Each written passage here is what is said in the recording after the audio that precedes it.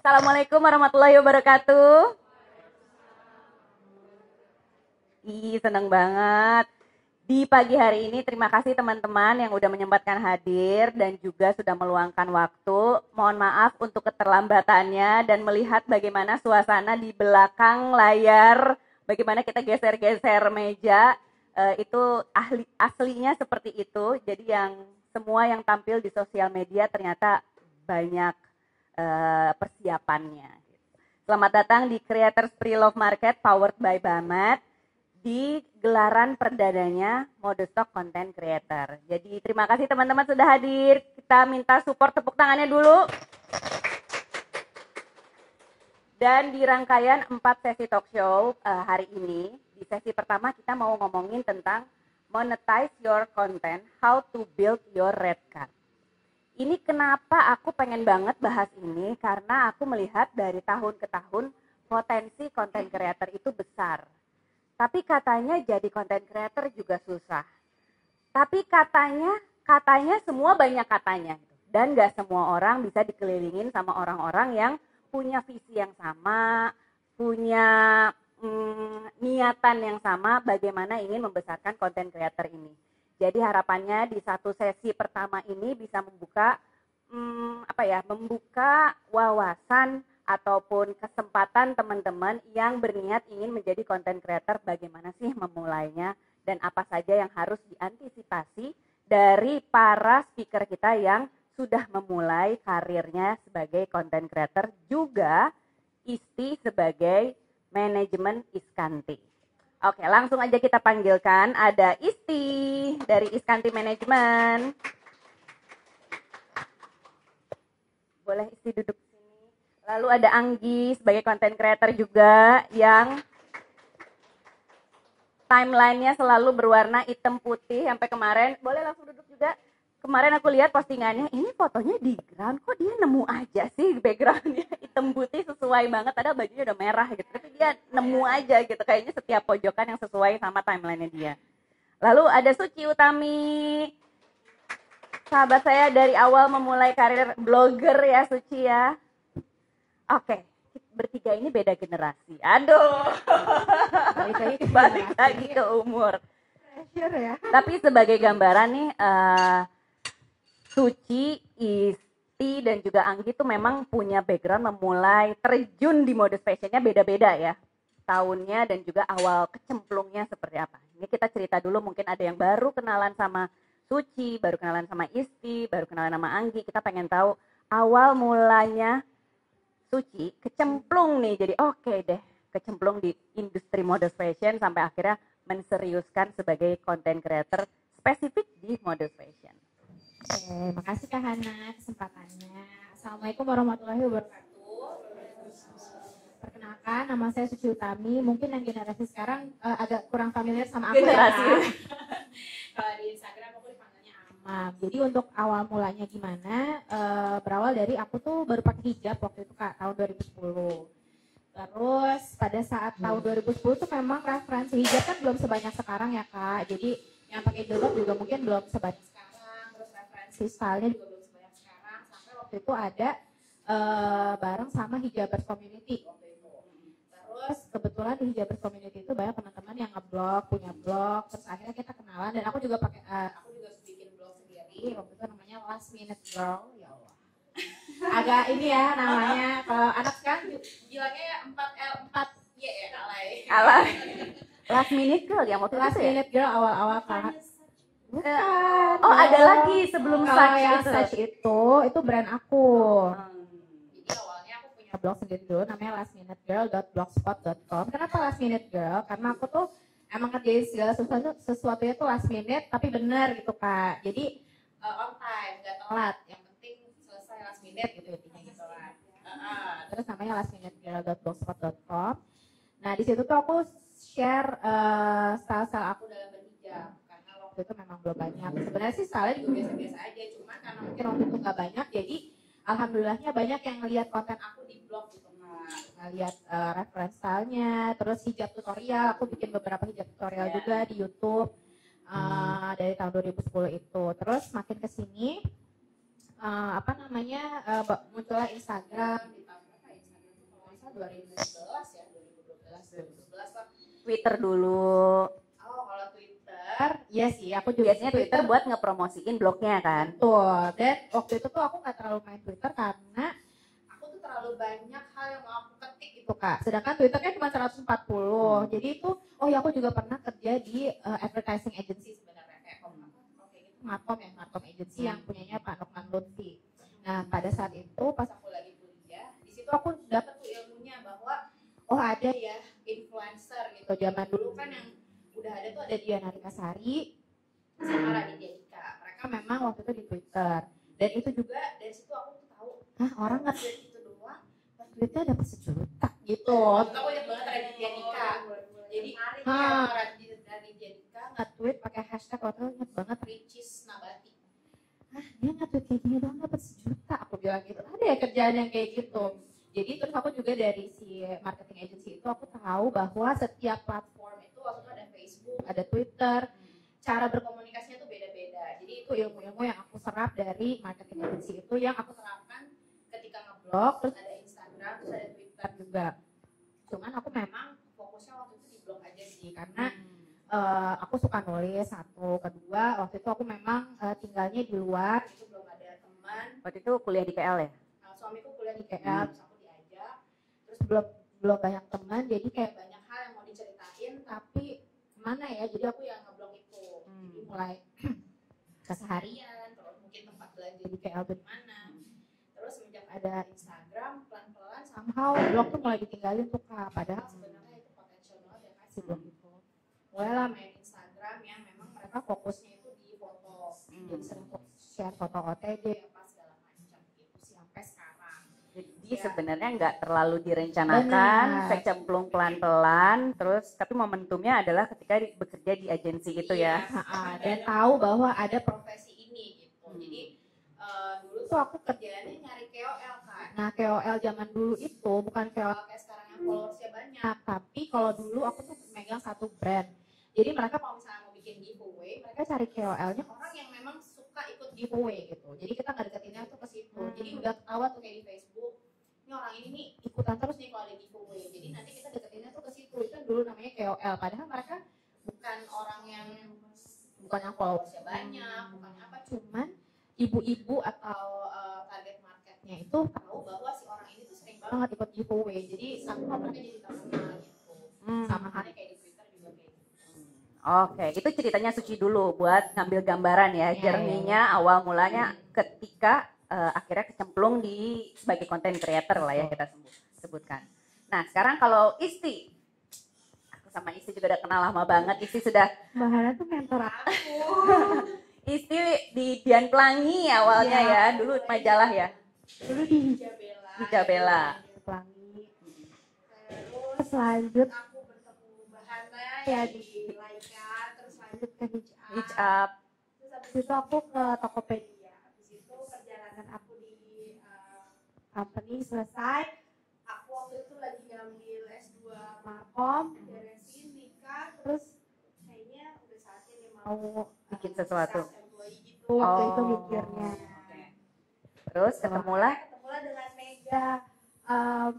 Ini salah satu contoh juga ya, the power of punya follower, terus punya persona yang bagus. Aku waktu itu diajak Mega karena sebenarnya Mega tuh salah satu klien aku dulu kan. Cuman kayaknya bisa banyak opportunity yang bisa digali bareng-bareng. Akhirnya dari situ bikin discount management itu. Tapi berdirilah itu. Kenal sama Mega dari zaman waktu di Hijabella sebenarnya. Kenal sama Hijabella waktu awal-awal Mega dibawa sama kalian ke New York. Jadi kebayang untuk sampai Iskanti Manajemen aja, Isti itu udah kenal sama Meganya di tahun keberapa? Istinya udah pindah dulu ke Laika, ke Hitch Up, ke Tokopedia, baru akhirnya bikin bisnis bareng gitu ya. Jadi memang networking, koneksi, dan relationship itu kuncinya sampai akhirnya ngebangun Iskanti Manajemen gitu. Betul, itu maksudnya aku pribadi membuktikan sendiri ya kalau misalnya kita berdedikasi sama suatu bidang gitu, kita tuh nggak pernah tahu bidang itu akan membawa kita sejauh apa gitu. bidang itu akan membawa kita sejauh apa gitu. Kayak aku juga nggak pernah nyangka gitu, akhirnya kok kepikiran sih bikin bisnis, dulu kan anak kantoran aja gitu. Tapi ternyata setelah dijalani, opportunity itu hadir ketika ya kita serius gitu. Perlahan gitu. Maksudnya semuanya tuh pintunya dibukanya pelan-pelan gitu. Oke, itu ceritanya Isanti Management. Sekarang lanjut lagi ke Anggi nih, yang paling junior di antara kita berempat. Tapi rising ya sekarang ya, dan Anggi itu juga dikenal sosok yang rajin, ulet kataku. Ulet dalam membesarkan platformnya dan bersungguh-sungguh gitu dalam bikin kontennya. Konsepnya tuh mateng gitu. Ini apa sesuatu yang direncanakan gitu. Jadi oke, aku mau jadi content creator, dalam 2 bulan aku harus posting tiap hari gitu. Harus warnanya ini, ada mood boardnya gitu. Ketika membangun personal branding di 2017-an ya. Oh, iya. Awal mulai pertama kali main Instagram itu sebenarnya 2012, tapi cuma asal posting aja karena dulu belum pakai hijab. Oke. Jadi titik mulainya itu pas pertama kali pakai hijab tahun 2017, zaman kuliah dulu. Terus kayak bingung nih mau ngapain ya gitu. Terus seneng yang namanya OOTD, iseng aja gitu, belum ada yang namanya endorsean. Ya udah sekedar posting dan sekedar senang difoto aja, senang foto dan senang difoto. Ya udah, terus dari situ juga masih pakai baju yang pattern, pakai baju yang warna-warni gitu. Sampai mulai di 2020, pas banget kenalan juga sama suamiku. Ya udah dari situ kayak mencari jati diri gitu. Yang nyaman tuh kayak gimana sih, yang pede gimana sih. Ternyata dari 2020 itu aku mencoba hal yang baru, yaitu pakai baju yang monokrom karena aku lebih pede gitu, lebih kayak bisa berekspresi walaupun pakai baju monokrom tuh bisa di match and match loh gitu. Lo pakai baju satu warna atau 2 warna tetap bagus kok gitu. Dari situ mulai suka foto dan difoto, terus kenal sama temen yang punya jasa katalog. Jadi model pertama kali di situ, lo bantuin gue dong gitu kan lu suka foto nih, oh ayo dari situ mulai Tapi ini jadi talent, jadi talent model katalog. katalog brandnya tuh By Kieran kalau nggak salah. Ya By Kieran. Dari situ udah tuh dapat, alhamdulillah dapat tawaran dan itu aku sambil kerja kantoran. Masih kerja kantoran kayak ya udah kerja selingan aja gitu kan, karena kan masih ngantor Senin sampai Jumat. Terus ngerasa jenuh tuh di kantor udah 3 tahun, terus kok kayak kerja kayak gini enak ya, waktunya fleksibel ya gitu kan. Ya udah, terus memberanikan diri untuk ya udah coba resign, pengen fokus aja di content creator. Dan suami saat itu langsung mendukung? Tidak mendukung. Oh, tidak mendukung. Awalnya tidak mendukung, kayak dia mikirnya fokus dulu mau yang mana gitu, harus salah satu, kalau mau kerja sama kalau mau jadi konten gitu. Sebenarnya dia dukung, tapi kalau dijalanin 2 sekaligus kan menurut dia kayak kurang efektif gitu. Takutnya kan kerjaan kantor jadi keteteran gitu. Terus ya udah akhirnya kalau mau jadi content creator ayo sepenuh hati gitu, 100% kalau menjadi content creator ayo aku bantu, aku dukung. Masa dia yang ngebuatin kontennya, termasuk dia adalah orang yang di balik layar aku gitu, yang jadi kameramennya, yang idenya juga gitu. Kalau mau jadi content creator ayo sepenuh hati gitu. Ya udah akhirnya iya suami-suami suportif gitu. Karena katanya kalau 2 kantoran juga konten juga ya pikiran kamu pecah gitu. Waktu kamu cuma Sabtu Minggu. Dulu di bidang apa sih kantornya? Disebutnya e-commerce. Juga. Oh, oke. Ya udah dari situ ya udahlah memantapkan hati untuk ya udah resign, fokus ke content creator. Oke. Nah, tadi udah ada gambaran bagaimana kejebur di industri mode fashion sekaligus menjadi content creator. Nah, sekarang malah pengen nanyain awal mula akhirnya biasanya dapat cuan. Kan biasanya tervalidasi niatnya itu ketika ada kerjasama nih, ada income nih, ada pemasukan dari sini gitu. Klien pertama, dan mungkin ini momentum yang bikin teman-teman di sini jadinya oke, aku bisa serius dan ternyata aku bisa dapat uang, ini bisa menjadi sumber penghasilan aku. Kalau siapa tuh? Jadi yang udah aku ceritain tadi di awal itu kan aku memang awalnya ngeblok tuh Kak, terus sampai akhirnya datanglah Instagram yang ternyata pada saat itu untuk ngedapetin followers yang lumayan itu aku nggak terlalu lama karena mungkin pembaca blog aku mereka juga ngikutin aku di Instagram gitu. Jadi memang waktu itu di Instagram juga followers aku tuh cuma lumayan cepat gitu. Nah, baru ketahuan baru ngerasa wah ternyata ini bisa jadi something adalah ketika ada brand dulu brand handphone yang nge-approach aku. Waktu itu ngedengar namanya aja kayak lucu gitu Kak. Ini brand apaan nih dulu? Jadi kayaknya handphone Cina tuh belum banyak gitu ya masuk ke Indonesia. Nggak sepopuler sekarang gitu. Jadi ini brand namanya lucu tapi kok kayaknya gimana gitu. Jadi dulu yang nge-approach aku pertama kali adalah handphone Oppo. Jadi si Oppo itu aku lupa dia via email apa DM gitu. Pokoknya intinya dia ngajak kerja sama. Dia bilang dia adalah brand ponsel dari Cina yang memang mengedepankan kamera depan yang bagus Kak. Jadi memang cocok buat selfie. Sampai akhirnya aku ke kantornya, terus aku dikasih 1 unit handphone, terus dengan SOW waktu itu aku inget banget, aku disuruh posting foto selfie setiap hari selama 1 bulan. Jadi 30 kali postingan Kak. Dan saat itu pasti dinyinyirin nggak tuh? Nah, tapi mungkin waktu itu kan belum ada netizen kayak sekarang ya Kak ya, karena Instagram kan baru ya. Kayaknya semua orang masih norak gitu sama Instagram. Jadi memang masih sering posting foto selfie, udah gitu pakai filter macem-macem pula kan gitu. Jadi pada saat itu dibilang udah SOW-nya karena mereka juga sebenarnya belum ada platform di Indonesia Kak si Oppo itu. Jadi postingannya pun nggak pakai mention mereka, tapi cuman pakai hashtag doang. Hashtagnya aku lupa apalah pokoknya Oppo selfie apalah. Pokoknya setiap hari pokoknya selfie aja Kak Suci. Pakai kamera depannya Oppo gitu, pakai hashtag ini. Udah gitu doang. Iya. Terus untuk tahu red card kan zaman dulu nggak tahu red card ya, kira-kira berapa apa segala macam. Nah, pada tahun itu kalau nggak salah tahun berapa ya? Aku tuh 2012 kayaknya deh, 2012 atau 13. 10 tahun yang lalu loh itu. Iya kan, Kak. Terus aku ngasih rate ke mereka itu untuk SOW yang mereka, sama ada kayaknya blog juga deh, blog kalau nggak salah 2. Itu aku ngasih 6 juta Kak. Terus mereka mauin, sama aku dapet handphone. Waktu itu aku udah seneng banget lah 6 juta terus dapet handphone gitu kan. Happy kan ya pasti. Terus fotonya cuma selfie doang. Ya ampun, aku kan suka selfie. Jadi itu udah gitu handphonenya tuh beneran bagus Kak kamera depannya. Waktu itu kan orang-orang masih pakai iPhone ya. iPhone kan kamera depannya tidak gitu kan. Kurang gitu.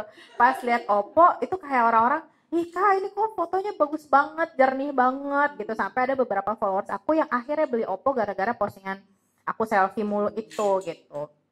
Ya kita nggak tahu, aku juga nggak tahu waktu itu kalau misalnya Oppo ternyata bisa sebesar sekarang, alhamdulillahnya gitu kan. Jadi aku seneng aja waktu itu tuh aku salah satu influencer pertama mungkin yang di-hire Oppo untuk mempromosikan brandnya. Nah dari situ mulai deh aku ngerti nih aku harus sudah mulai bikin red card tuh maksudnya apa ya kalau kayak gitu dulu aku nyebutnya red card ya, kayaknya aku nyebutnya red card deh. Udah harus bikin price list untuk diriku sendiri gitu.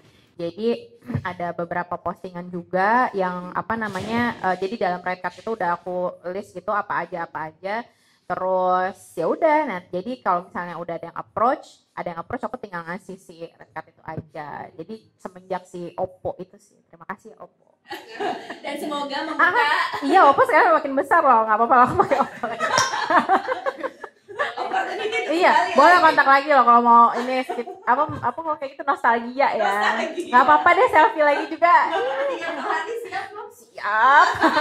Semoga dia kontrak eksklusif juga siap. Itu ceritanya Suci. Nah, ceritanya Isti. Ayo cerita Anggi dulu deh pertama dapat klien. Masih relate. Aku enggak. Beda ceritanya. Kalau yang pertama kali dapat klien ya teman sendiri dia yang menawarkan karena mungkin dia ngeliat nih anak suka OTD, udahlah gue berdayakan aja nih, lu mau nggak jadi model gue? Ya udah dari situ alhamdulillah karena emang sering konten juga banyak brand-brand yang masuk satu persatu lokal brand gitu. Nentuin red card. Kalau itu 6 juta angkanya dari mana? Jadi kan waktu itu nggak ada, aku kan mungkin belum kenal sama Kak Hana, mau nanya Kak Hana nggak Kenal, bisa. Kita 2012 cuman Masa blok sih? by blok aja. Oh iya, ya, belum tahu, belum kenal sama Isti yang tahu soal red card. Jadi kan aku, jadi aku kayak, kuliah. 2013 kita ngisi acara HC bareng. Apa itu 2015? kayaknya enggak deh Kak, 2013 aku baru punya anak banget itu, belum kayaknya deh. Terus ya udah akhirnya aku coba pikir-pikir sendiri, terus kira-kira pantasnya segimana. Terus aku tanya sama mamaku akhirnya, gimana ya, ini ada yang nanya terus red card bla bla bla gitu, rate-nya berapa. Terus ibu aku tuh selalu bilang ya untuk harga itu terserah Amam aja mau ngehargain dirinya berapa gitu. Ibu aku tuh selalu bilang kayak gitu, kira-kira mau ngehargain dirinya seberapa, terus nanti ini enggak apa followersnya, terus itu produknya bagus apa enggak, kira-kira mendapat feedback yang bagus apa enggak, kayak gitu-gitu. Akhirnya ya udahlah ya, bismillah aja, segini kali bisa kali gitu. Untuk 30 hari dengan cuma selfie doang, terus nggak gimana-gimana, nggak harus dandan karena kan kamera depannya udah langsung bagus ya, Oppo ya waktu itu ya, sekarang juga kan. Terus disupport sama apa tuh? Iya dong. Terima kasih apa? Enggak, tapi kalau selfie belum disupport sama apa Pak? Enggak Kak, soalnya kan gini sendiri kan, nggak minta difotoin kalau selfie kan. Jadi ya alhamdulillah waktu itu ya langsung ya udah segitu aja gitu. Terus ya ternyata di approve sama brandnya. Oke. Kalau Anggi, red card-nya gimana nentuinnya? Aku malah nggak nentuin red card, jadi teman aku kayak ngasih penawaran sendiri gitu. Dan aku pas pertama kali itu nggak mikir, ah ya udah aku sekedar bantuin doang, bantuin teman gitu kan, ya udah. Misalnya dia nanya segini, oke, waktu itu aku ditawar 500.000 untuk 10 produk buat foto. Terus lu dapat baju yang lu pengen deh, kata dia. Iya, saat itu tuh masih oke gitu ya. Ya udah ayo gitu. Terus bajunya emang kebetulan dulu aku suka gitu. Ya udah seneng lah buat ya udahlah kapan lagi gitu kan, ngebantu teman plus dapat portofolio juga nih gitu. Ya udah aku ambil. Oke, sekarang dari Isti, gimana cara nentuin red card malahan? Kalau maksudnya kalau dari sisi aku sebagai yang ngurusin talent tuh biasanya gini. Aku setuju banget sama yang tadi Amam bilang. Red card tuh sebenarnya kayak something yang kamu mau menghargai diri kamu tuh berapa. Maksudnya secara konten ya, mau dihargainya tuh berapa. Kamu merasa worth kamu tuh berapa gitu, itu di situ. Tapi emang cara nentunya tuh kompleks banget menurut aku. Nggak hanya sekedar dari followers, terus juga nggak hanya sekedar dari kayak engagement rate gitu-gitu. Aku itu adalah part itunya di lirik gitu. Tapi yang menurut aku paling krusial banget tuh ketika kalian udah merasa persona kalian tuh apa gitu. Maksudnya kayak profile kalian tuh dikenal di sosial media tuh seperti apa gitu. Terus niche-nya gimana gitu. Maksudnya marketnya tuh banyak nggak? Mungkin followersnya nggak banyak, tapi misalnya spesifik di satu bidang ya. Kalian boleh tuh misalnya menghargai diri kalian lebih dari rata-rata orang gitu. Biasanya kalau saran aku paling gampang, coba aja deh kalau misalnya kalian misalnya followersnya udah 50.000 gitu. Coba deh lihat, pasti kan punya kan kayak influencer yang selevel, kalian ngerasanya kayak followernya sama, terus kontennya mirip-mirip. Iseng aja tanya ke buat cek manajemennya gitu, kayak buat tahu gitu red card-nya sih atau berapa gitu. Oh mungkin kalau misalnya aku bikin red card kira-kiranya segitu deh gitu. Atau misalnya kalau udah ada brand yang nawarin gitu, tanya juga dari brandnya budgetnya berapa. Itu tuh menurut aku udah paling gampang biasanya.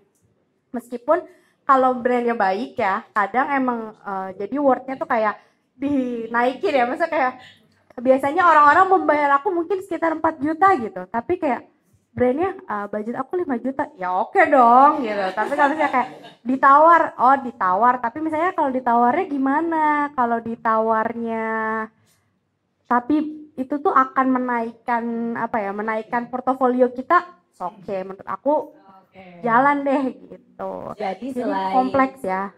Selain buat dapat keuntungan juga ada kepentingan untuk branding tadi ya. Portofolio itu dari tadi di-mention beberapa kali. Nah ini kalau misalnya Iskanti kan memulai dengan Mega yang saat itu juga lagi naik daun gitu. Jadi justru adanya Iskanti itu membantu Mega untuk mengatur jadwalnya. Tapi buat yang followersnya masih 1.000, 5.000, sarannya apa ya dari Isti biar followernya naik, portfolionya naik gitu. dari Jadi aku- lebih pantas buat nawarin red card. Kalau dari aku sekarang tuh kan banyak banget ya platform-platform yang mendukung para content creator baru buat berkembang. Nah, contohnya salah satunya kan Modestock Content Creator itu juga kan kayak jadi salah satu community buat ngumpulin para content creator. Menurut aku ikutan tuh yang kayak gitu. Kalian bisa dapet ilmu, terus juga bisa dapet koneksi. Nggak tahu ya, maksudnya ya aku merasakan sendiri koneksi itu membawa kita jauh tuh beneran terasa banget gitu. Sama biasanya sekarang tuh banyak banget kayak brand, mungkin salah satu yang aku sebutnya kayak Traveloka gitu tuh bikin komunitas Mom Traveloka, terus kayak misalnya kayak buat yang ibu-ibu suka ada tuh kayak acara yang baby apa gitu itu ada tuh komunitasnya. Menurut aku ikutan dari yang kayak gitu sih. Di situ nanti kalian biasanya dapat opportunity, dapat biasanya endorsement barang gratis gitu, atau misalnya kayak udah mulai berbayar tapi misalnya kayak lumayan deh datang ke eventnya dapat ongkos, kan lumayan tuh kayak kalian dapat portofolionya tapi juga ongkos kesananya dibayarin gitu. Nah itu mulai ikutan kayak gitu. Sama boleh banget sih buat ngintip-ngintip yang teman-teman apa ya peer-nya gitu loh buat nentuin itu. Tapi menentukan peer-nya itu juga berarti kan harus firm dulu ya, mau main di kolam yang mana, Nah, betul. Jadi mau sebagai tadi mau planner kah gitu, atau traveling kah, fashion kah, gitunya harus lebih spesifik dulu ya. Jadi nentuin dulu juga personanya apa gitu. Misalnya aku mau meskipun udah ibu-ibu, aku mau tetapnya di fashion aja gitu. Kayak misalnya aku contohnya Mega gitu, meskipun udah jadi moms tapi tetap kekuatan terbesar kontennya tuh di fashion, ya udah serius di fashion aja gitu misalnya. Atau misalnya ketika bergeser udah jadi moms, kayaknya opportunity aku banyaknya di moms and baby product deh. Ya udah nggak apa-apa shifting, tapi diikuti juga dengan konten-kontennya yang relate gitu. Pokoknya harus relate sih menurut aku juga kontennya. Stay relevan sama tujuan ya, mau jadi konten kreatornya fokusnya di bidang apa, itu relevan kontennya di sana. Setelah itu menentukan tuh peernya siapa, baru habis itu bisa deh mau aku ikutnya ke sini gitu. Oke, jadi udah tahu nih mau main di kolam mana, saya relevan terus. Kalau ada yang beriklan, alhamdulillah. Kalau nggak ada yang beriklan, gimana tuh? Anggi dan Suci gitu. Aku mau serius nih sebagai content creator, tapi kok perasaan kayaknya bocor sih harus bikin konten terus gitu. Akhirnya lanjut apa enggak gitu. Itu apa yang biasanya Anggi lakukan sama Suci lakukan? Awal mula terjun di dunia konten malah emang aku mikirnya bukan nyari duitnya awalnya, bukan jadi pekerjaan umum, karena emang basicnya suka konten gitu kan. Jadi penting banget buat menikmati proses bikin konten ya. Jadi buat sekedar menjadi content creator mungkin gampang banyak orang, tapi kalau buat orang yang terbilang ulet gitu, maksudnya terus punya konsisten, maksudnya stay fokus di dalam satu bidang, itu susah buat mempertahankan itu. Mungkin orang jadi content creator gampang kalau viral, bisa, semua orang bisa jadi content creator, tapi nggak semua orang bisa bertahan jadi content creator. Oke, ya, dan kelihatan dari timelinenya Anggi ya, kayaknya untuk saat ini konsisten dari warnanya, dari ya gambaran TV-nya aja itu kayak gitu terus gitu. Dan berarti itu direncanakan dari sebelum take-nya. Untuk waktu dulu sih asal posting aja yang aku suka aku posting, tapi untuk sekarang ya karena Instagram adalah jadi portofolio aku, ya sebisa mungkin misalnya dalam 2 minggu aku udah tahu nih 2 minggu ke depan aku mau posting apa yang aku akan share. 2 minggu ya timeline-nya ya, udah kayak media beneran gitu. Dan itu emang kita harus nge-research juga kan, misalnya kayak punya kiblat sendiri atau kayak role model lah siapa, amati tiru modifikasi. Oke, ada ya perlu role model siapa, dan kita mau main di kolam mana itu berkali-kali tadi diulang. Kalau Suci nih, jadi content creator kok kayaknya boncosnya datang ke event-event terus gitu. Aku lagi throwback, ingat-ingat pas kita zaman dulu sih Kak, jadinya kayak 10 tahun lalu aku tuh main Instagram kayak gimana ya, karena kalau ditanya sekarang aku tuh udah sesantai itu gitu Kak sama Instagram.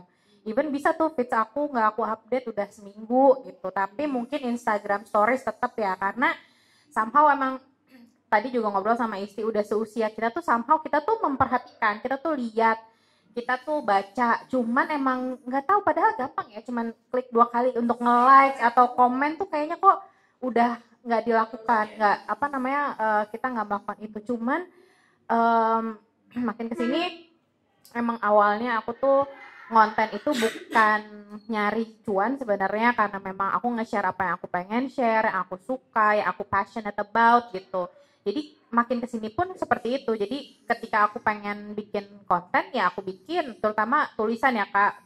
Terlepas sekarang orang tuh ngeliat Instagram pengennya cepet aja gitu. Kalau kita bikin dulu mungkin kekuatan aku adalah di tulisan caption gitu. Ketika aku menuangkan isi hati atau keresahan yang ada via caption, itu tuh banyak banget yang nge-like, banyak banget yang ngerasa relate. Nah kalau sekarang mungkin udah semakin orang tuh udah males baca, karena sekarang kan serba cepet ya Kak. Kita mau bikin konten aja reels yang cuman 15 detik tapi viewsnya bisa juta-juta gitu. Atau kayak TikTok gitu ya. Nah cuman sekarang aku udah lebih ke kalau memang ada orang yang nge-approach aku untuk endorse atau apa, aku mikirnya ya udah itu berarti kita masih satu visi misi aja gitu. Maksudnya aku juga nggak ngoyo gitu Kak, yang harus konten tuh aku rutinin atau gimana. Aku emang dari awalnya mainan Instagram, terus konten itu just being me gitu, sampai sekarang pun masih begitu. Alhamdulillahnya engagement atau feedback dari followersnya tuh masih oke gitu. Jadi kalau sekarang udah di tahap yang sesantai itu main Instagram. Beda mungkin waktu zaman 10 tahun lalu ketika aku baru punya anak, terus aku menentukan niche aku tuh di situ, jadi kayak family blogger, terus jadi moms, apa sih kalau kayak gitu, moms influencer ya. Jadi memang isi feeds aku tuh banyak tentang anak-anak, terus mungkin juga sempat viral yang ini nggak sih bekal anak masak. Oh iya, masak. Nah, masak itu juga bukan apa ya, bukan karena lagi banyak orang yang bikin konten itu terus aku ikut, enggak, karena emang seneng masak aja gitu, karena seneng masak terus bikin bekal. Terus ternyata banyak yang nanya resep, banyak yang itu ya alhamdulillah.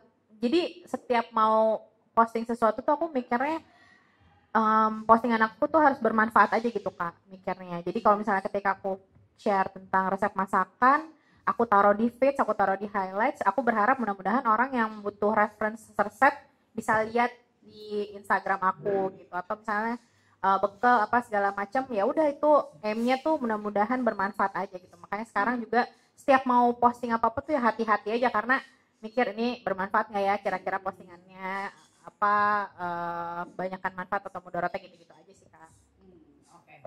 Mungkin juga udah 10 tahun itu juga ya sih.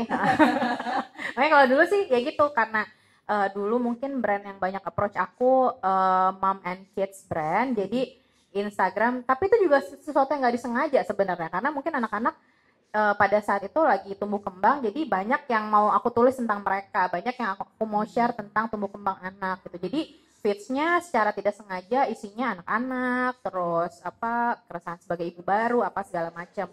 Makin kesini anak-anak udah gede, makin remaja, mereka aja udah malas difoto ya Kak. Jadi udah nggak banyak foto mereka gitu. Jadi aku mau nge-share apa juga belum apa ya, nggak yang sekarang ini ya mungkin keresahan di usia 30 mendekati menuju 40 kali lebih ke situ. Ini benar gak sih kalau misalnya jadi influencer atau content creator itu harus ekstrovert gitu, harus yang senang bergaul? Sebenarnya kayaknya enggak deh Kak, soalnya banyak banget konten creator yang introvert mentok tuh juga ada, kayak Evita Nuh ya. Oh, Evita, wah. Zaman dulu banget. Iya, ya pada nggak tahu ya. Nggak relate ya, iya. Terus jangan Evita deh, Diana Rikasari itu introvert mentok juga tuh anaknya. Padahal bajunya sangat colorful gitu. Jadi untuk jadi content creator nggak harus ekstrovert sih. Kayak aku tapi juga harus bergaul kemana-mana. Kan kalau misalnya content creator itu nggak melulu soal bergaul Kak. Bisa aja mereka bikin konten di rumah yang bermanfaat, terus ternyata banyak yang nonton, itu dia jadi content creator. Misalnya ibu-ibu yang suka masak, dia tidak suka bergaul tapi suka masak, dia bisa jadi content creator. Ibu-ibu bebenah rumah yang mungkin senengnya tiap hari bebenah gitu Kak, kan nggak harus ketemu orang gitu, aku mau mempercantik iniku aja gitu, terus ternyata banyak yang mengapresiasi kontennya, dia jadi content creator. Termasuk kayak misalnya beauty influencer juga, mereka sebenarnya nggak harus banyak ketemu sama orang kan Kak, kalau pas bikin konten gitu, cuman dia, kamera, lighting, terus ya udah, jadi content creator. Jadi nggak semuanya content creator tuh harus bergaul, malah kayaknya content creator jarang banget ada yang kontennya tuh bareng-bareng sama teman-teman gitu Kak, atau pas dia datang event atau gimana, malah kalau aku lihatnya jarang gitu, jadi justru banyaknya tuh kontennya ya mereka sendiri aja gitu. Oke, Kak Tanggi gimana? Benar nggak content creator itu harus extrovert dan harus meluaskan koneksi gitu? Meluaskan koneksi iya, tapi kalau buat harus ekstrovert enggak, karena aku introvert mentok Harus juga. bergaul kesana kesini itu enggak gitu ya? Enggak harus. Nggak harus. Tapi meluaskan koneksi ya harus. Gitu. Jadi walaupun kamu merasa introvert ya perluas koneksi, datang undangan teman-teman, itu juga tetap harus dilakukan. Tetap harus dilakukan, tapi kalau emang baterainya kita lagi low, ya udah tahu batas diri kita sendiri aja sih. Oke. Coba dari sudut pandang seorang. Sedangkan aku ekstrovert mentok. Jadi aku energinya justru ketemu orang-orang banyak tuh energi aku langsung full charge gitu. Mungkin gini ya, kalau misalnya masih kayak konten, ini kan dari sisi konten kreatornya, kalau mau kayak bikin manajemen kayak aku, jelas itu harus ekstrovert mentok sih menurut aku. Atau karena ya, ketemu, bukan extrovert introvert, harus bergaul aja. ya harus bergaul sih, maksudnya kayak menempatkan diri gitu, terus pinter-pinter mau menyapa orang gitu, kayak lebih luwes lah gitu. Itu menurut aku kuncian. Ya itu juga yang jadi maksudnya strange aku ya, punya talent management tuh strange aku ya, aku berani untuk approach kayak gitu-gitu. Mungkin kalau misalnya teman-teman ada yang influence mau jadi content creator terus kayak merasa aduh nggak bisa nih aku kayak gitu, itu saatnya mencari tim atau manajemen atau manajer yang bisa membackup dari sisi itu menurut aku. Jadi saling mengisi gitu. Karena yang aku lihat tren sekarang nih content creator justru semakin grouping gak sih, makin banyak yang tergabung di manajemen atau bikin kontennya kayak ngegeng gitu. Benar. Karena gimana ya, nggak munafik ya, ketika misalnya kayak konten sendiri mungkin engagementnya segini, tapi kan sekarang dengan adanya kolaborator gitu, itu tuh menaikkan satu sama lain gitu, jadinya menguntungkan. Terus kayak misalnya dalam satu event nggak bisa nih bikin semua sendiri konten, kan jadinya banyak, takes time gitu. Dengan adanya kolaborator itu bisa satu konten tapi bisa buat 3 atau 4 akun gitu, jadi kayaknya itu juga lumayan mempersingkat waktu tapi dengan hasil yang maksimal juga gitu. Jadi tetap harus memanfaatkan koneksi teman-teman dan manfaatkan kolaborator post itu. Iya ya, benar, gitu. itu sangat-sangat bermanfaat banget, apalagi misalnya kayak dalam satu geng kalian gitu, dari misalnya 5 orang terus ada satu yang lagi naik lah ibaratnya. Ini bukannya panjat ya, tapi pastilah namanya temen tuh akan happy juga ketika temen-temennya bisa di posisi yang sama gitu. Itu bisa juga jadi salah satu cara buat yuk kita bareng-bareng bisa grow gitu. Oke. Jadi sebenarnya extrovert introvert itu tapi kalau orang introvert ketemu sama yang passionnya sama, yang kesukaannya sama, mungkin mereka juga bisa keluar juga gitu Kak. Jadi misalnya sesama moms decoration gitu kan, aku suka lihat ya Kak, dekor itu orangnya tuh memang kesenangannya sama gitu. Jadi mungkin ketika mereka ketemu terus mereka berkolaborasi ya nyambung aja gitu. Sama halnya kalau misalnya beauty influencer gitu ketemu sama, bukan yang sejenisnya ya, apa sih namanya, kalau kayak gitu Punya minat yang sama, have things in common gitu, jadi pasti mungkin mereka akan lebih nyaman gitu. Jadi soal extrovert introvert itu sebenarnya balik lagi ke mungkin ke circle-nya aja gitu Kak. Jadi kalau misalnya memang ada yang postingan yang bergeng ternyata lebih ngaruh gitu, cuman nggak selamanya gitu, tapi memang itu juga ngaruh sih kalau misalnya kita bareng-bareng sama teman-teman ya gitu ya. Tapi bukan berarti yang introvert itu atau yang content creator itu harus extrovert, enggak juga sih Kak. Jadi sebenarnya di balik setiap postingan itu menjaga relationship sama teman-teman Benar. itu ya, biar maksudnya apa yang diposting emang nggak fake juga gitu, bukan sekedar pansos tadi gitu ya, harus tetap jadi diri sendiri dan di luar apa yang kita posting tetap menjalin relationship yang baik gitu. Oke, semoga menjawab kekepoan di pagi hari ini tentang bagaimana memonetize platformnya kita. Terima kasih teman-teman. Terima kasih Suci, terima kasih Anggi, terima kasih Isti yang mau dikepoin dan mau membuka ya semua dapur-dapurnya teman-teman, walaupun masih di range tapi semoga menjawab banyak pertanyaan teman-teman bagaimana untuk bisa memonetisasi konten dan platformnya teman-teman. Semoga ini jadi satu sesi yang bermanfaat. Sampai ketemu di sesi selanjutnya.